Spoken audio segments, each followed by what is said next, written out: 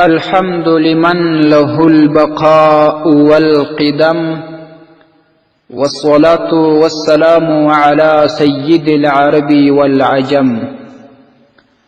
قدرمند و محترم ورونو یو ورور پوښتنه کړې ده چې د زنانې د خپلې ښځې شرمګاه مچول یا ژبه ورسره لګول یا هم دا شان زنانه خپله میرمن چې د خپل خاوند پر ذکر باندې ژبه ولګوي یا یې مچ کړي د دې شرعي حکم څه دی؟ ځکه خو موږ ته په دې کې شک راولېږي چې د انسان که زنانه ده که مردانه ده د هغې بدن صفا وي، چې د شرمګاه یا د ذکر دا ظاهري حصه پاکه ده که نه ده، او په مچ کولو کې شرعي قباحت سته که نه. او محترم ورور ډیر شرم په دې مسله کې کړی دی، معافیه هم غوښتې ده، نو انشاءالله الرحمن د دې مسلې به صحیح جواب ورکو. اوله خبره دا محترم وروره چې د دین په مسایلو کې هیڅ شرم نه دی پکار. که څوک د دین په احکامو کې د دین په مسایلو کې شرم کوي، نو د هغه څخه به بیا د دین احکام د شریعت مسایل پاته وي، دته به هیڅ د هغې معلومات نه وي. شرعي چې څنګه احکام دي، څنګه مسایل دي، خامخا د زنانې د مردانه سره تعلق لري، باید په هغې کې شرم ونه سي، هغه د دین احکام و مسایل خپل ځان ته معلوم سي. په قرآن عظیم الشان کې الله رب العزت فرمایي: بسم الله الرحمن الرحیم والله لا یستحی من الحق. الله رب العزت جل جلاله د حق د وینا څخه، د حق د ویلو څخه او دا شان د چا څخه د حق په بیانولو کې چې څنګه د شان سره مناسبه ده شرم نه کوي. نو همدا شان د شریعت په مسایلو کې د حق په پوښتلو کې د حق په ویلو کې شرم کول نه دی پکار. اوس ستاسې د مسئلې جواب ته راځم. محترم وروره، دا خو صحیح خبره ده چې نارینه او مردانه بدنونه یې پاک دي، او د دې د شرمګاه ظاهري خوا، ظاهري پوست دا هم صفا دي. خو لیکن دا ضروري نه ده چې هر صفا شی به بیا څوک موچوي، پر هغه باندې به خوله لګوي یا به هغه څټي یا به ژبه ورباندې تېروي. مثلا اوس پوزه ده، د دې دننه خوا پاکه ده، او همدا شان د پوزې اوبه ګړنګ یا خراش کی دام صفا دي. نو بیا به څوک دا وایي چې یاره د پوزې دننه خوا څټل یا مچول یا هغه د پوزې اوبه خراش کی په خوله کې نیول یا خوړل، مثال ګړنګ، د هیڅ چا ضمیر دا جواب چاته نه ورکوي چې هغه به پوزه وڅټي او د پوزې لندوالی یا د پوزې اوبه ګړنګ هغه دې وخوري، هغه هم صفا دي. د هغه شان اوس د انسان د شاخوا د مقعد چې استنجا یې ولې وي بلکل صفا ده.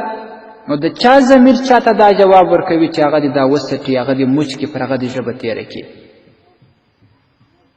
په ناپاکۍ باندې دلیل نسته، پاکه ده چې استنجا ووهي.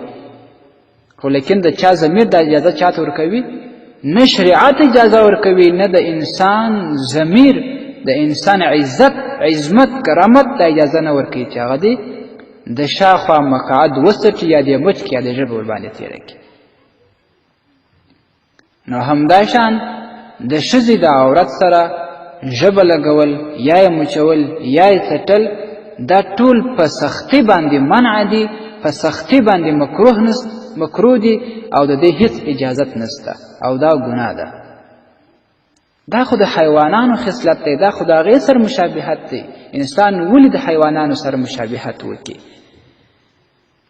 نو د انسان چې کله شهوت پر ده باندې غلبه وکوي، نو د خپلې مېرمنې سره د صحبت وکړي، مجامعت و کورواله دې ورسره وکړي، هغه کم شهوت سي و هغه به خپله سور سي، ختم به سي. معززو، نه نارینه ته دا جایز ده چې د خپلې ښځې شرمګاه